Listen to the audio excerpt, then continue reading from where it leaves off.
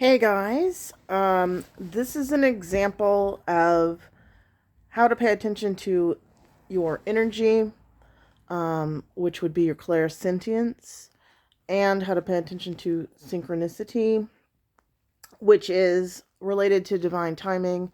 It's what some people call coincidence, but there are no coincidences in my opinion, and synchronicity refers to when two or more events are synchronistically linked, meaning linked in time or in meaning.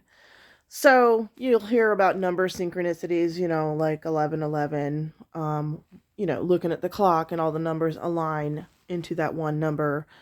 That would be a simple example of it. But anyway, what happened to me in the last few days is I have felt Chris's energy change again. Um, and I never know how to describe this. I'll just once in a while we go through cycles where we have really high energy, we have lots of creative output, and we're moving forward really quickly. And I'll have new experiences with him, ones that I've never had, or like another level of my abilities will open, something like that, which I call an up leveling. Um, then we will level off of that level of energy, and we will plateau sometimes, and just sort of coast along, and then sometimes go into a dip. You know how earth life is. Sometimes there will be like a lower vibrational energy. Maybe I'll have a physical issue that makes my vibration lower. For whatever reason, we usually go through a low patch, and then right before we're about to break through into our next up leveling, I hit a patch of being super frustrated, thinking, oh, this is just too hard and it sucks. Um, and inevitably, after that happens, I'll have a breakthrough. I'll get a new download, a new level of energy will start channeling through. Just something. So I know this is a cycle. It's our constant cycle. It just repeats at higher and higher levels. So anyway, I feel like I'm entering another phase of that, going into new abilities with an up level or an upgrade. And the energy with him changes a little bit. This right now is gentle but powerful, and it feels like um, just soft but effervescent waves of healing energy going through my body like ripples. Um, it always feels kind of like that. So I don't really know how to differentiate it. I'm just saying there's something different. And I've noticed it for a few days. And I've also started to see the healing colors again, which is when I'm receiving healing from him, what I've learned is it looks like a certain color of green. It looks like chromium diopside, if you've ever seen that crystal. Like kryptonite, it's that bright green and it glows from within. So I'll just start to see these colors with my eyes closed, and I'm not imagining them. They're just like showing up. They just start glowing in my clairvoyance, in my mind's eye. So I've been seeing that. So I know something's up. Um, and then yesterday, I'm super tired, maybe from the journeys that I've done lately and maybe from this new energy. But I take a nap, and when I lay down to take this nap, my cat comes and snuggles up to me, and I'm just snuggling this cat and feeling my energy merge with the cat. It's so nice. We do this once in a while. Actually quite a bit. And then I feel Chris laying behind me, and we're all three just snuggling there, and it feels like all three of our energies are intermingling and commingling and merging. And then I fall asleep for about an hour. I wake up, and as soon as I look at my phone, my friend has sent me a message that she wants to talk on Zoom because Chris has some kind of message for me that's important. And she is a medium that Chris talks to sometimes. So when I get there, she says that Chris's energy has up-leveled or raised again, that he's reached a new level, which he does regularly. It's both of us. Whenever one of us up-levels, so does the other one, because we're linked as twin flames, right? So, twin flames literally share a soul, so his progress is my progress.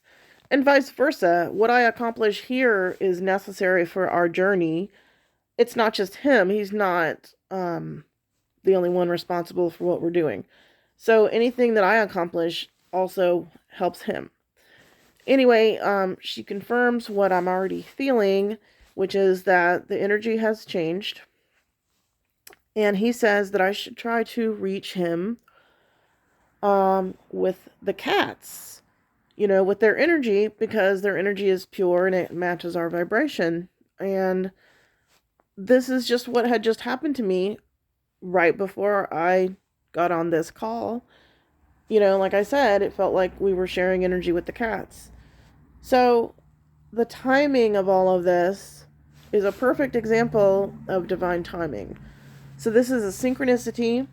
This is me paying attention to my clairsentience, which is the feeling inside my body. I understood that there was a change, and I made note of that. It's good to write these things down in a journal so you can look back and see exactly what you were thinking and put the pieces together, because when you're teaching yourself about your own clairsentience or clairvoyance, whatever it is, you're your own teacher. You got to keep track of what's going on. That's not something a class or a book can teach you. A lot of this that I've learned has just been on the basis of self-experimentation. Introspection. I always examine myself, which is why I see all these patterns and these synchronicities, and notice all these things. So the point is, it's synchronicity. It's me being aware of my patterns with my clairsentience. And it's complete divine timing because I had just felt the phenomenon of us merging with the cats. And then as soon as I wake up from doing it, she tells me exactly what I just did. But it's a message from Chris that she had received the day before. She just hadn't had time to tell me. And by the way, my cats are super sensitive to this energy. It started with one of them, the first time I was ever aware that I truly connected with him on an energetic level. It was within the first week after his passing. I did a little short meditation. And when I finished the meditation, knowing that I had connected with him because I could feel it, my cat acted differently. It was just all over me. Couldn't get enough of my energy, I mean, it's always sweet, but this was different. And it's been like that ever since. If I'm ever channeling beautiful energy, these cats will have to get up on me, like all over it. So pay attention to this stuff.